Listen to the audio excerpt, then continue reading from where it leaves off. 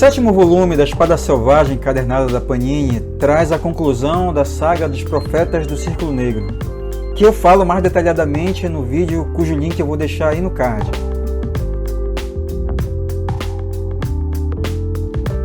Já fiz todos os elogios a essa história derivada de um conto do Howard. Eu gosto do final dela.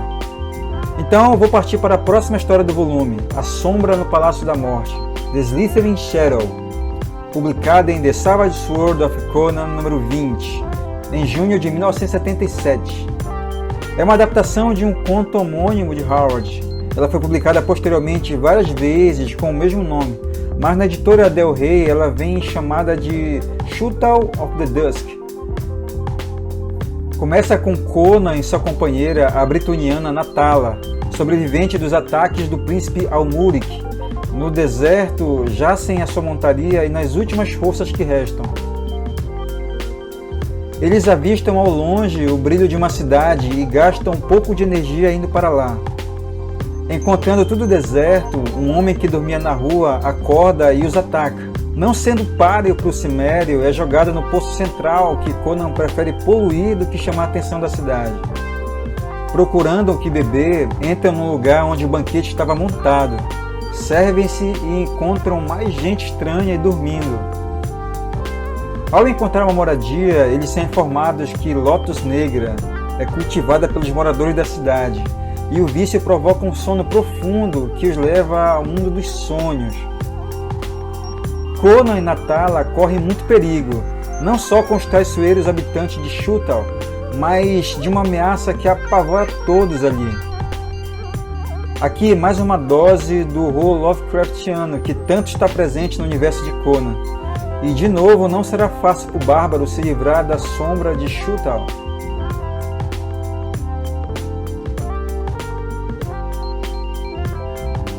Quando você acaba de ler Os Profetas do Círculo Negro e depois vai para a Sombra no Palácio da Morte, não tem como não esperar algo no mesmo nível. Mas essa adaptação, para mim, valeu mais pela arte incomum de Buscema e Alcala e o embate final do bárbaro, que requer toda a sua capacidade de resistência para vencer o Palácio da Morte. A Torre de Sangue, ou The Horror from the Red Tower, é uma adaptação de um conto inacabado de Howard e que foi finalizado por Ed Sprague de Camp, para ser publicado em 1966 no livro Conan the Adventurer. Howard havia deixado uma sinopse deste conto, que foi chamado Drums of Tombalco. Esse conto também foi publicado outras vezes, mas na sua forma original. Uma delas em Conan of Cimmeria, Volume 2, da editora Del Rey, em 2005. A adaptação foi publicada em The Savage Sword of Conan 21, em agosto de 1977.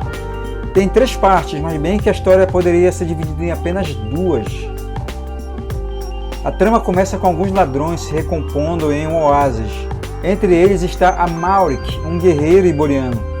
A situação entre eles começa a mudar quando seu líder chega a cavalo trazendo consigo uma mulher, e todos querem possuí-la. Amalric sugere que eles tirem na sorte quem vai primeiro. E o iboriano não se detém e luta contra os bandidos para evitar o estupro coletivo. Depois de se conhecerem melhor, ele percebe que o conhecimento dela sobre as então atualidades políticas ali daquela era iboriana está muito defasado, como se ela tivesse parado no tempo. Eles tomam então o rumo da cidade dela, Gazal. Essa parte da história não tem a participação de Conan, mas o Cimério é mencionado por Amalric, uma vez que eram companheiros num exército de mercenários. Em dado momento, os dois foram perseguidos. Conan foi abatido e Amalric conseguiu fugir. O bárbaro foi tido como morto, então. Amalric não está disposto a encarar a força sobrenatural que oprime Gazal, mas isso acaba não sendo uma opção dele.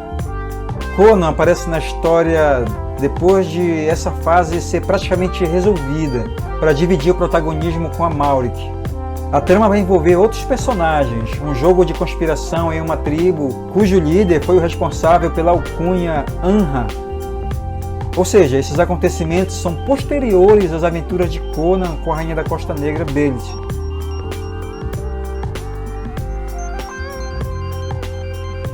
A última história, O Poço Macabro, é roteirizada por Roy Thomas com desenhos de Buscema e Alcala.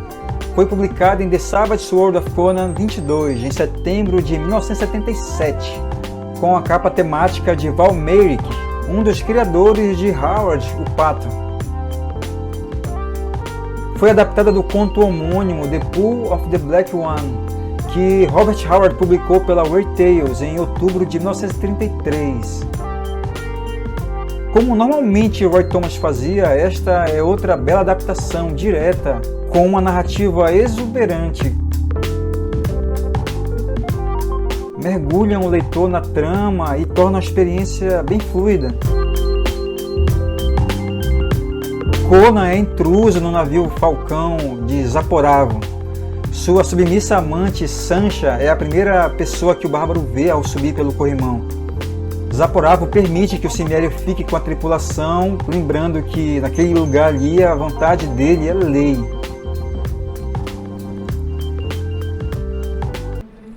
Um sorriso parece brotar nos lábios do Cimério quando, sem hesitar, ele se volta e desce para o convés. Seus olhos não buscam mais Sancha, mas ela se lembra deles quando os fitou pela primeira vez. Quanto à tripulação, são todos zíngaros, ávidos pela já costumeira diversão de intimidar os novatos. Aqui Conan será testado e sua futura posição entre eles decidida. No tombadilho, Zaporavo aparentemente já se esqueceu da existência do bárbaro, mas Sancha assiste a tudo com intenso interesse. Ela já presenciou coisas assim e sabe que seu desfecho será brutal e provavelmente sangrento. Quanto a Conan, ele sabe que se tivesse atacado o capitão logo de início, teria de enfrentar toda a tripulação, mas aqui... Baracho, hein? É onde eles criam cães como homens, e nós cuspimos nele, assim. O movimento do Baracho é rápido demais para ser acompanhado pelos olhos. Seu vigoroso punho atinge com terrível impacto a mandíbula de seu molestador. E o zíngaro é lançado no ar até atingir a murada com um baque seco. A diversão termina tão rápido como começou. Por Mitra, quebrou o pescoço? Vocês são uma raça de ossos fracos. Nas barachas, um tapinha desses não é nada. Tem mais alguém querendo bancar o valente? Não? Então vamos ser amigos, certo? Claro, amigos. Logo, braços fortes lançam o cadáver por cima da murada, e dezenas de barbatanas recortam a água quando ele afunda. Rindo, Conan abre os braços e se espreguiça como um enorme felino. Depois, seus olhos buscam o tombadilho acima. Sancha detém-se sobre a murada e seus olhos negros brilham de interesse. Então, a sombra de Zaporavo cai sobre ela, e uma pesada mão toca seu ombro esguio. Há ameaça e ódio em seu olhar quando este se dirige ao homem no convés. Mas Conan simplesmente sorri de volta, numa zombaria que só ele conhece.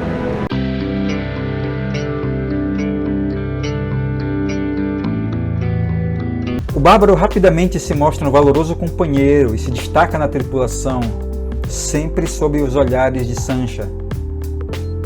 O Falcão avista uma ilha e Zaporavo escala sua tripulação inteira para explorá-la, restando apenas Sancha no navio. Uma vez mais, Conan é mostrado como um homem que não mede esforços para atingir seus objetivos, mesmo que isso possa ir de encontro à moral e à ética de seu tempo.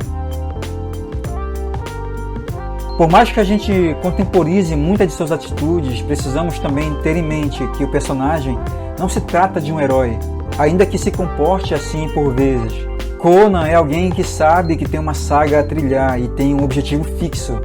Claro que ele não o executa subvertendo seus próprios valores, mas muitas de suas decisões são polêmicas, mesmo que metricamente pensadas pelo bárbaro.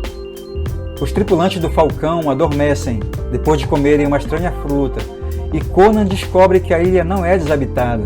Estranhas criaturas demoníacas e negras, exatamente como no conto de Howard, e que praticam rituais ao lado de um estranho poço esverdeado. A história tem sua continuação e desfecho no volume 8. Em vários contos de Howard, vemos esse tipo de associação com negros, tornando-os antagonistas de alguma forma, ao mesmo tempo em que há também contos nos quais eles são defendidos e estão do lado do bem, digamos assim.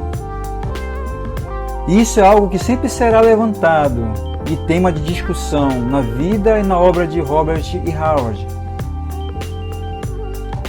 A trama, apesar de previsível, é realmente gostosa de ler, pela visível presença do texto de Howard e pela vivacidade normalmente dada ao bárbaro em história de pirataria. E a menção honrosa, mais uma vez, a ambientação dada por Buscema e Alcala, que torna tudo mais facilmente digerível. Bom pessoal, espero que tenham curtido. Esses dias têm sido difíceis, mas vai dar tudo certo, meus amigos. A próxima resenha, da número 8, tem 3 histórias antológicas: A Torre do Elefante, As Joias de Gwalor e A Fronteira do Fim do Mundo. Vamos ver se a gente consegue postar até o fim dessa semana.